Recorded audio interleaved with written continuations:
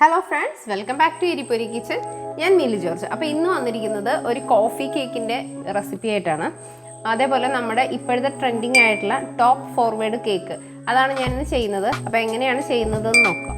അപ്പോൾ ഞാൻ ഇവിടെ ഒരു 120 ഗ്രാം മൈദ, അതായത് 200 മില്ലിയുടെ കപ്പിന് 1 കപ്പ് മൈദയും 1 teaspoon baking powder, 1/4 teaspoon baking soda, 1 table spoon cocoa powder, 1/2 table സ്പൂണോളം കോഫി പൗഡർ, അതായത് ഇൻസ്റ്റൻറ്റ് കോഫി പൗഡറാണ്. അപ്പോൾ അതാണ് നമ്മൾ എടുക്കുന്ന ഡ്രൈ ഇൻഗ്രീഡിയൻസ്. അതൊന്ന് മിക്സ് ചെയ്ത് വെക്കാം.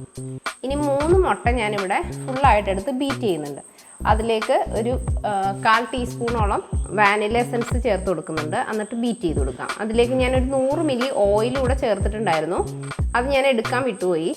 ഇനി നമ്മൾ മിക്സ് ചെയ്ത് വെച്ചിരിക്കുന്ന ഡ്രൈ ഇൻഗ്രീഡിയൻസ് കുറേശ്ശെ ഇതിലേക്ക് ചേർത്തിട്ട് ഫോൾഡ് ചെയ്തെടുക്കാം. ഫോൾഡ് ചെയ്തെടുക്കാതെ ബീറ്റർ വെച്ച് ചെയ്യുമ്പോൾ നമ്മുടെ ഈ ഒരു പതയൊക്കെ താന്നു പോകും. അപ്പോൾ കേക്ക് കുറച്ച് ഹാർഡായി പോകും. അപ്പോൾ ഇതേപോലെ നമ്മൾ മിക്സ് ചെയ്തെടുക്കുക. ഇതാണ് കേക്കിൻ്റെ മിക്സറിൻ്റെ കറക്റ്റ് പാകം. ഒരു റിബൺ ടൈപ്പിൽ നമ്മൾ ഈ ബാറ്റർ ഒഴിക്കുമ്പോൾ വരണം. ഇനി നമുക്കിത് ഒരു 8 ഇഞ്ചിൻ്റെ പാനാണ് ഞാൻ എടുത്തിരിക്കുന്നത്.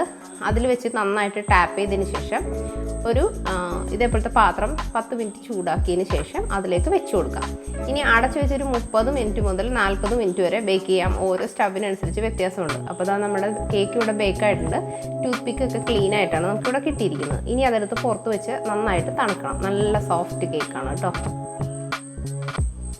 ഇനി നമുക്കത് സോക്ക് ചെയ്യാൻ വേണ്ടി ഒരു 1/4 കപ്പ് പാലും ഒരു 1/4 കപ്പ് ഫ്രഷ് ക്രീം, ഞാൻ ഫിയോണയുടെയാണ് എടുക്കുന്നത്, നിങ്ങൾക്ക് ഇഷ്ടമുള്ളത് എടുക്കാം കേട്ടോ. അതിലേക്ക് ഒരു 2 ടേബിൾ സ്പൂണോളം പഞ്ചസാര, 4 ടേബിൾ സ്പൂൺ വരെ ചേർക്കാം. ഞാനിപ്പോൾ 2 ടേബിൾ സ്പൂണേ ചേർക്കുന്നുള്ളൂ. അത് ചേർത്തിട്ട് നന്നായിട്ടൊന്ന് മിക്സ് ചെയ്തെടുക്കാം. അത് നന്നായിട്ട് ചൂടായി കഴിയുമ്പോൾ അതിലേക്ക് ഒരു ടേബിൾ സ്പൂണോളം ഇൻസ്റ്റൻറ്റ് കോഫി പൗഡർ ചേർത്ത് കൊടുക്കാം. എന്നിട്ട് അത് നന്നായിട്ട് അലിയുമ്പോൾ നമുക്കത് ഇറക്കി വെക്കാം. ഇനി നമ്മൾ ചോക്ലേറ്റ് കൊണ്ട് ഗണാഷ് ഉണ്ടാക്കിയിട്ട് അതിലേക്ക് കുറച്ച് കാപ്പിപ്പൊടി കൂടെ ചേർക്കുന്നുണ്ട്. അതായത് കോഫി ചോക്ലേറ്റ് എന്ന് വേണമെങ്കിൽ പറയാം. അതാണ് നമ്മൾ ഉണ്ടാക്കിയെടുക്കുന്നത്. നമ്മൾ ഡബിൾ ബോയിലിംഗ് രീതിയിലാണ് ഞാനിത് ചെയ്യുന്നത്. അപ്പോൾ നമ്മുടെ ചോക്ലേറ്റും ക്രീമും മെൽറ്റായി വന്നു കഴിഞ്ഞപ്പോഴേക്കും അതിലേക്ക് ഒരു ടേബിൾ സ്പൂണോളം ഇൻസ്റ്റൻറ്റ് കോഫി പൗഡർ ചേർത്ത് നന്നായിട്ട് മെൽറ്റ് ആവുന്നവരെ നമുക്കൊന്ന് മിക്സ് ചെയ്തെടുക്കാം. അപ്പോൾ ചൂട് കൂടിപ്പോവാതെ പ്രത്യേകം ശ്രദ്ധിക്കുക. അപ്പോൾ നമ്മുടെ ഒരു ഗണാഷ് ഇവിടെ റെഡി ആയിട്ടുണ്ട് കേട്ടോ. ഇനി കേക്ക് നന്നായിട്ട് തണുത്തിട്ടുണ്ട്. നമുക്ക് ആ ഒരു ബട്ടർ പേപ്പർ മാറ്റാം. അതിൻ്റെ മേളിൽ ഒരു ഇച്ചിരി പൊങ്ങി വന്നിരിക്കുന്ന ഭാഗം നമുക്കൊന്ന് കട്ട് ചെയ്ത് മാറ്റാം.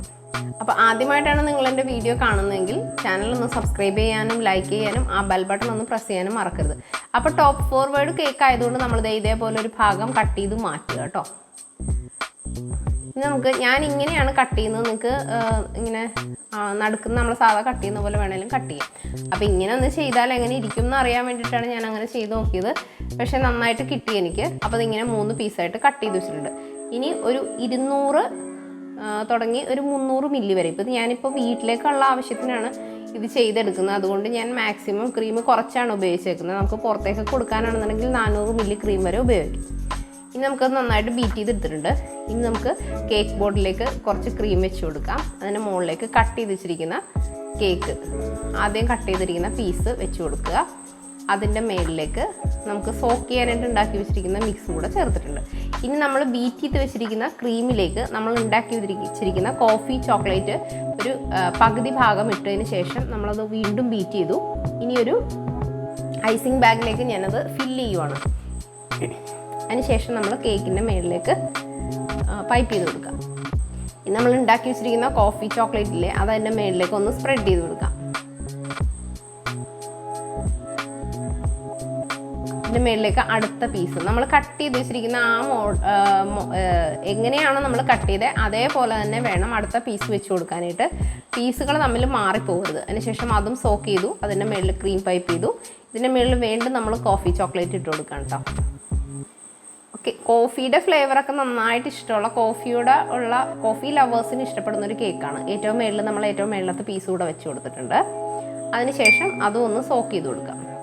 അപ്പോൾ ആദ്യം കേക്ക് ബോർഡിൽ കേക്ക് വെക്കുന്ന സമയത്ത് താഴെ നന്നായിട്ട് ക്രീം ഇട്ട് കൊടുക്കണം. ഇല്ലാന്നുണ്ടെങ്കിൽ കേക്ക് ചരിയാനുള്ള സാധ്യതയുണ്ട്. അതിനുശേഷം നമ്മൾ ക്രം കോട്ട് കൊടുക്കാൻ വേണ്ടി ഞാനൊന്ന് പൈപ്പ് ചെയ്ത് കൊടുക്കുകയാണ് കേട്ടോ. അപ്പോൾ നിങ്ങൾക്ക് ടൂത്ത് പിക്ക് വെക്കണമെന്നുണ്ടെങ്കിൽ ടൂത്ത് പിക്ക് വെക്കാം, ഇല്ലെങ്കിലും കുഴപ്പമൊന്നുമില്ല. ഇനി നിങ്ങൾക്ക് പുറത്തേക്ക് കൊടുക്കാനാണ് എന്നുണ്ടെങ്കിൽ ടൂത്ത് പിക്ക് ഒന്ന് 3 കേക്കിലും കൂടെ വരുന്ന രീതിയിൽ വലിയൊരു ടൂത്ത് പിക്ക് 2 വെച്ച് കൊടുത്താലും സേഫായിട്ടിരിക്കും. ഇനി നമ്മൾ ക്രം കോട്ട് ചെയ്തെടുക്കാം കേട്ടോ. അപ്പം ഞാനിത് വീട്ടിലേക്കായതുകൊണ്ട് ഒത്തിരി ക്രീമൊന്നും യൂസ് ചെയ്യുന്നില്ല.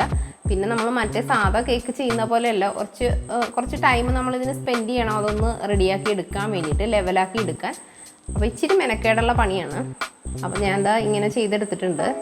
ഇനി അത് ഇതേപോലെ ഒരു ഇത് വെച്ചിട്ട് നമുക്കതൊന്ന് ലെവലാക്കി എടുക്കാം. അപ്പോൾ അത് കഴിഞ്ഞു. ഇത് ഞാൻ ചോക്ലേറ്റ് ഗണാഷ് ഉണ്ടാക്കിയതാണ് കേട്ടോ. അപ്പോൾ ഗണാഷ് ഉണ്ടാക്കിയിരിക്കുന്നതിൻ്റെ വീഡിയോ വേറെ കേക്ക് വീഡിയോസിൽ ഞാൻ ചെയ്തിട്ടുണ്ട്. അതിൻ്റെ ലിങ്ക് ഞാൻ ഡിസ്ക്രിപ്ഷനിൽ കൊടുത്തേക്കാം. അപ്പോൾ നമ്മൾ ആ ഗണാഷ് ഒന്ന് പൈപ്പ് ചെയ്ത് കൊടുക്കുകയാണ്. അതിനുശേഷം നമ്മുടെ ബാക്കി വന്ന ക്രീമും കൊണ്ട് ഞാൻ ഫ്ലവർ കൂടെ വരച്ച് കൊടുക്കുകയാണ്. ഇനി നമ്മൾ കുറച്ച് ബീഡ്സ് കൂടെ വെച്ച് കൊടുക്കുന്നുണ്ട് കേട്ടോ, ഗോൾഡൻ കളറിൽ. നിങ്ങൾക്ക് ഇഷ്ടമുള്ള രീതിയിൽ ചെയ്യാം. ഇതിപ്പോൾ ചോക്ലേറ്റ് ഇത് ചെയ്തത് ഇതിനോട് ഒരു കളർ കോമ്പിനേഷൻ വരാനും പിന്നെ കുറച്ചുകൂടെ നല്ല റിച്ച് ടേസ്റ്റ് ആവാൻ വേണ്ടിയിട്ടാണ്. നല്ല ടേസ്റ്റ് ആയിട്ടുള്ള ഒരു കേക്കാണ്, അടിപൊളി കേക്കാണ്.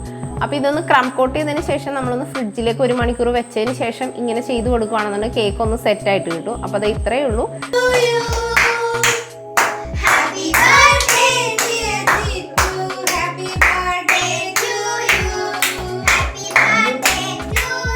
അപ്പോൾ ഇതാ ജിറ്റുവിൻ്റെ ബർത്ത്ഡേ ആണ്, നമ്മൾ ആഘോഷിച്ചില്ലായിരുന്നു. അപ്പോൾ അതിന് വേണ്ടി ഉണ്ടാക്കിയ കേക്കാണ് കേട്ടോ.